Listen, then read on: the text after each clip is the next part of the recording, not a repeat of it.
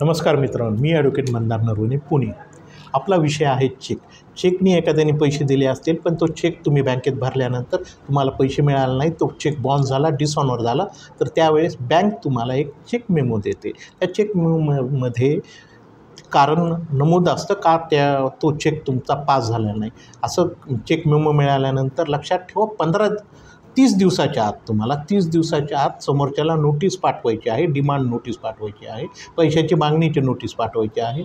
आणि ती नोटीस समोरच्याला मिळाल्यानंतर 15 दिवसात समोरच्या व्यक्तीने जर तुम्हाला तुमचे पैसे परत केले नाहीत, तर तुम्हाला कोर्टामध्ये त्याच्या विरोधात section 138 negotiable instrument act under case दाखल करायची आहे. त्या 138 कलमनुसार तुम्हाला तुमच्या चेकची डबलपर्यंत अमाऊंट, म्हणजे 1 लाख असेल तर 2 लाखापर्यंत, तसेच 2 वर्षाची शिक्षेची तरतूद आहे. त्यामुळे लक्षात ठेवा, हे तुम्हाला करणे गरजेचं आहे.